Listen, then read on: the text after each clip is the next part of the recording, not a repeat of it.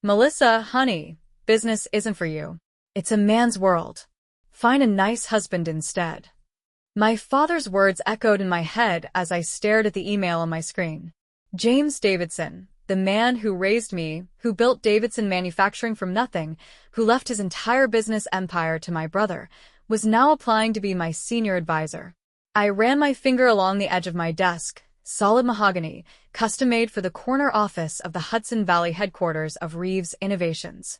My company, the one I built without a penny of his money, without a single contact from his Rolodex, without so much as a word of encouragement. The irony wasn't lost on me.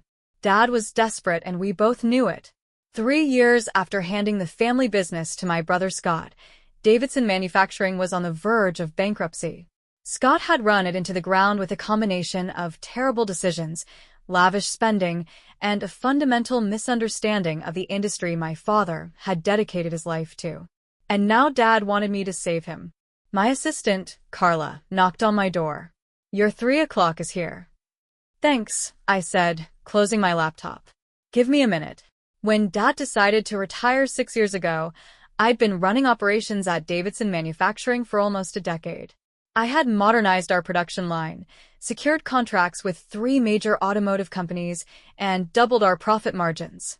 Everyone from the floor managers to our top clients assumed I would take over. Everyone except Dad. "I've made my decision," he announced at dinner one night. We were at Marcello's, his favorite steakhouse in Troy. Mom was there, looking uncomfortable. Scott was there too, grinning like he already knew what was coming. "Scott will be taking over as CEO when I step down next month." I nearly choked on my wine. "What?" "It's for the best, Mel," Dad said, not meeting my eyes. "You've done good work, but Scott has the vision for the future." Scott, who'd spent the last 5 years bouncing between departments, never sticking with anything long enough to master it. Scott, who showed up late and left early. Scott, whose vision consisted mainly of golf outings with Dad's old buddies and expensive business lunches that never seemed to result in actual business. "This is a joke, right?" I asked, looking from Dad to Mom to Scott. Mom stared down at her plate. Scott's grin widened. "It's my company, Melissa," Dad said firmly. "And this is my decision.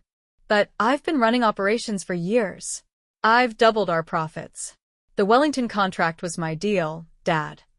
And Scott will benefit from your hard work," he said, as if that made it all better. "Look, business at this level, it's complicated. You're just a girl, business isn't for you. Not the big decisions. You've done well, very well in your role. But Scott has the—" He paused, searching for the word, "the temperament for leadership." Temperament. That was rich. Scott had the temperament of a spoiled teenager. "What's the real reason?" I asked, my voice quiet but steady. Dad sighed. "It's a family business, Melissa. Someday, you'll get married, have kids, maybe want to step back. Scott will be here for the long haul." And there it was. In my father's mind, I was temporary. A placeholder. Not because of my skills or dedication, but because of my gender. I set my napkin on the table and stood up. "You're making a mistake. Sit down, Melissa," Dad said, his tone warning. "Thanks for dinner," I said and walked out. 2 weeks later, I quit. Dad didn't try to stop me. Scott made some patronizing comment about how I was taking my ball and going home. Mom called me every day for a week, begging me to reconsider. But I was done. If Dad couldn't see my value, I'd show him. I took my savings, modest but enough, and started Reeves Innovations. I focused on precision manufacturing components, the same industry as Davidson, but with a technological edge my father had always resisted. I brought in Ben Morgan, a brilliant engineer who'd been stifled under Dad's outdated management, as my technical director. Together, we developed manufacturing processes that were faster, more precise, and more efficient than anything Davidson offered. The first year was hell. I worked 18-hour days, lived in a tiny apartment in Poughkeepsie, and poured every cent back into the business. The second year was slightly less hellish. By the third year, we'd secured our first major contract. By the fifth, we were Davidson Manufacturing's main competitor in 3 markets. And now, 6 years after walking out of that steakhouse, I was CEO of a company valued at over $300 million. Meanwhile, Davidson Manufacturing was imploding under Scott's leadership. I glanced at my watch. Time to meet my 3 o'clock. I smoothed my blouse, checked my reflection in the window, and took a deep breath. When I opened my office door, Ben was waiting in the reception area, talking animatedly with a young woman I didn't recognize. "Melissa," Ben said, standing up. "This is Aisha, right? The mechanical engineer I was telling you about." Aisha extended her hand. "It's an honor to meet you, Ms. Reeves. Your paper on adaptive manufacturing processes changed how I think about the field." I smiled, genuinely pleased. My paper, published in an industry journal last year, had been a point of pride, especially after Dad had dismissed my suggestions for similar process improvements at Davidson. "The honor's mine," I said. "Ben tells me you've developed some interesting prototypes for the micro-precision line." "Yes, I have some design specs to show you if you have time." "That's why you're here," I said, ushering them both into my office. "Ben's been singing your praises for weeks." For the next hour, Aisha walked us through her designs. She was brilliant, innovative, thorough, and articulate.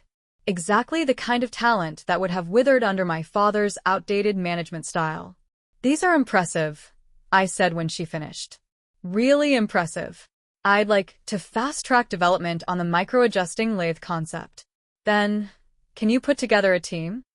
Ben nodded, already thinking about who to pull in. "Perfect. And Aisha," I turned to her, "I'd like to offer you a position as our lead design engineer for this project. Full benefits, competitive salary, and a stake in any patents that come out of your work." Aisha's eyes widened. "That's yes. Absolutely yes." After they left, I returned to my laptop and opened my father's email again. He'd written 3 paragraphs about his experience, his vision, and how he could help guide Reeves' innovations to the next level. No acknowledgement of how he'd dismissed me. No apology for his words at that dinner. Just the assumption that I'd be grateful for his wisdom. I almost deleted it right then. But something stopped me. Maybe it was curiosity. Maybe it was the lingering desire to finally hear him admit he'd been wrong. I hit reply and wrote, "I have an opening on Thursday at 2 p.m. His response came within minutes. "I'll be there." The first time I realized my father saw me differently than Scott was when I was 16. I'd spent the summer interning at Davidson Manufacturing, working on the shop floor, learning how each machine functioned, understanding the business from the ground up. Dad had been thrilled, at first. "She's got oil in her veins, just like her old man," he'd boast to his friends when they stopped by. But his pride took a sharp turn the day I brought him a detailed proposal for reorganizing the storage system to improve efficiency. He'd started, looking through my meticulously prepared binder. "Well, it's very thorough, Melissa. It would save us 20 minutes per order cycle," I said eagerly. "That's almost 2 hours a day across all stations." "It's good thinking," he admitted, "for a summer project. But let's not get ahead of ourselves. You're here to learn the basics, not redesign our systems."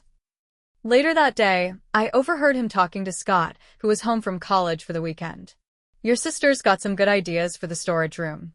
Maybe you could look them over, put them into action. It would be a good learning experience for you." The next day, Scott presented my exact plan to Dad as his own. Dad implemented it immediately, praising Scott's initiative and business acumen. When I confronted Scott, he just shrugged. "That's how business works, sis. It's not personal, it's just business." But it was personal. It always had been.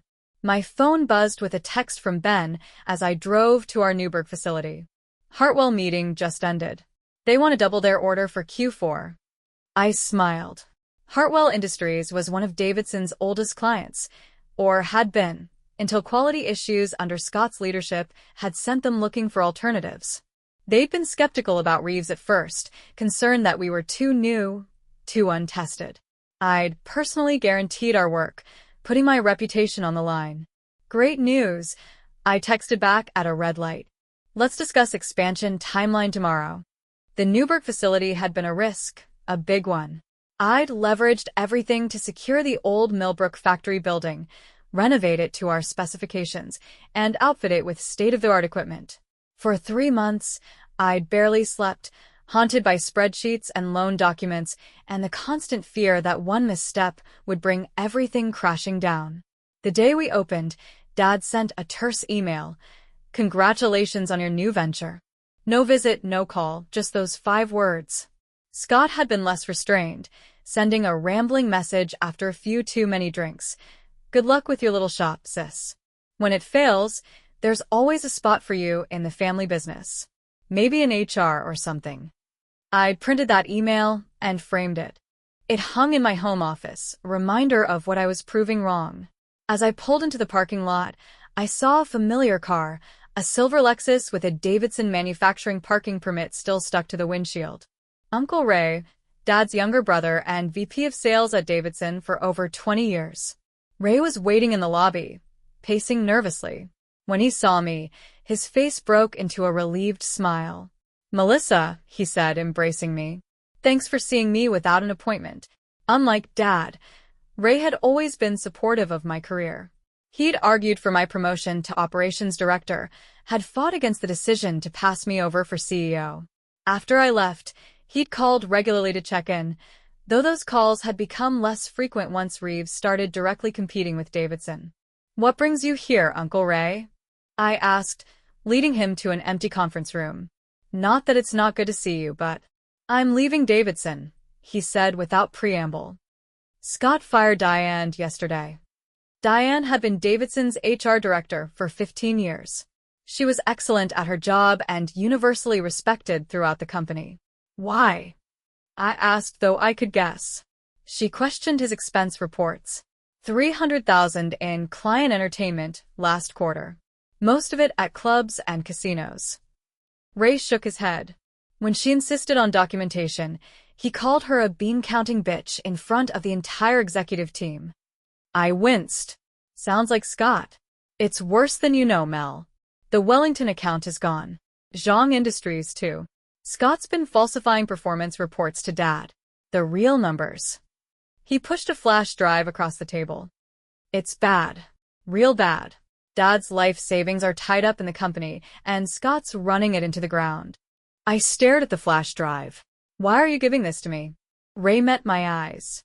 "Because you're the only one who can save Davidson now. Buy us out, Mel, before Scott destroys everything your father built." Thursday arrived with a burst of autumn color. The maple trees outside my office window blazed orange and red against a clear blue sky. I'd chosen my outfit carefully.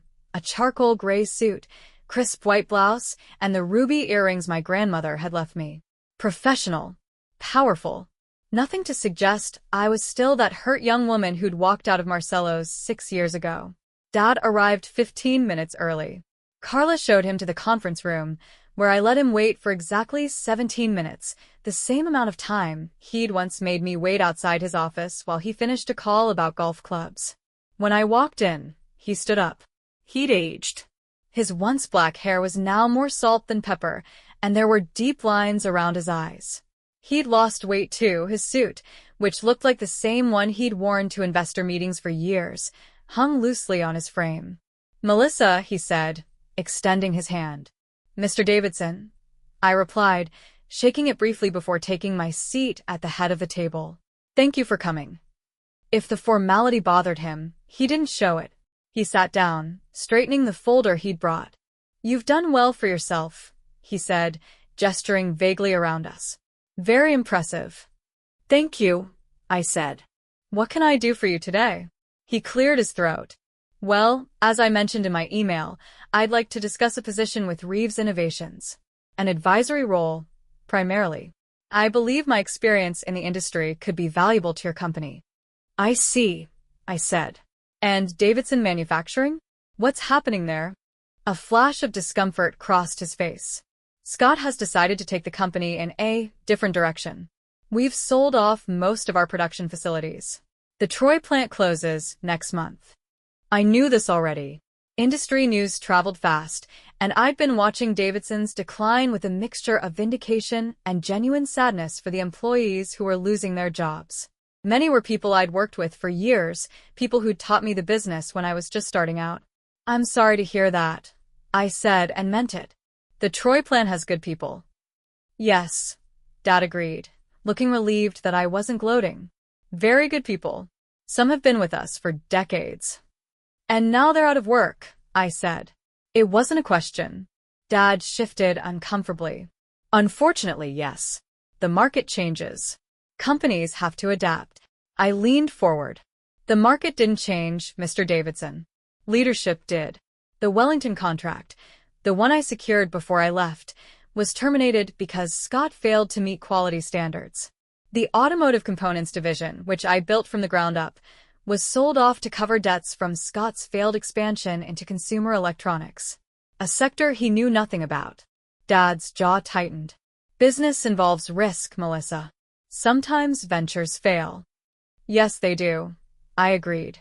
But when every venture fails, it's not bad luck. It's bad leadership.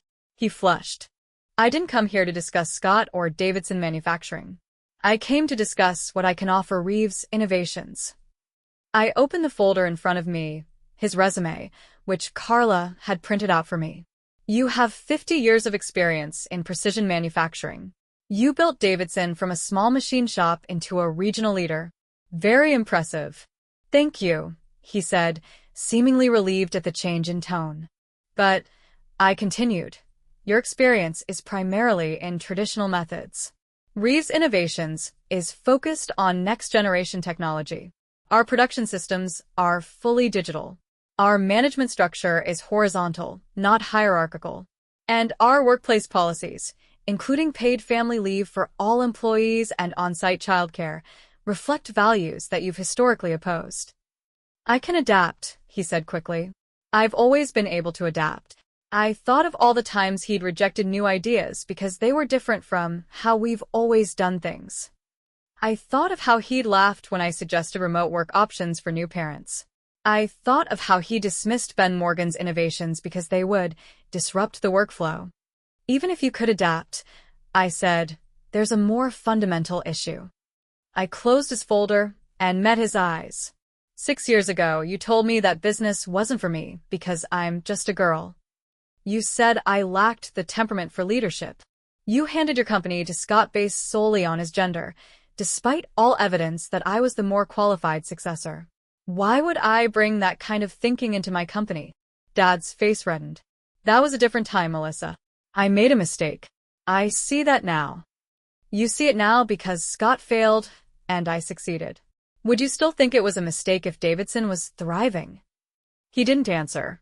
The last time I'd seen my father before today was at Mom's 60th birthday party, 2 years ago. It had been an awkward affair, held at their house in Saratoga Springs. Scott hadn't bothered to show up. He'd sent a text claiming he was stuck in meetings, though Instagram later revealed he'd been golfing in Myrtle Beach. Dad had been oddly subdued that day. He'd watched me from across the room as I chatted with Mom's friends, many of whom made a point of telling me how they followed my success in the business journals. Your daughter's making quite a name for herself, James, Mrs. Collins, Mom's oldest friend, had said loudly. Saw her on the cover of Northeast Business Monthly. The future of manufacturing, they called her. Dad had nodded stiffly. She's doing well. Later, as I was leaving, he'd followed me out to my car. For a moment, I thought he might actually acknowledge what I'd accomplished, might finally admit that he'd been wrong. Instead, he'd said, Scott's having a tough quarter. Just some cash flow issues. I don't suppose you'd consider a joint venture? Something to help the family business through a rough patch. I'd stared at him, incredulous. Are you serious?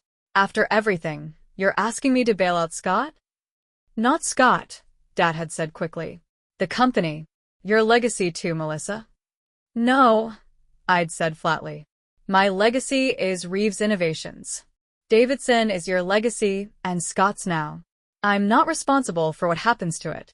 As I'd driven away, I'd seen him in my rearview mirror, standing in the driveway looking lost. It was the first time I'd ever seen my father look truly helpless, and despite everything, it had broken my heart a little. Let me be clear. I continued in the conference room. Reeves Innovations values talent, innovation, and commitment, regardless of gender, background, or any other factor that has nothing to do with ability. That's why we're succeeding where Davidson failed. Not because I'm a better leader than Scott, though I am, but because I recognize and nurture talent where I find it, instead of making assumptions based on outdated stereotypes. Dad stared at me, a complex mix of emotions crossing his face. Pride, regret, defensiveness, and something else, perhaps the realization that his own prejudices had cost him everything. "I understand," he said finally.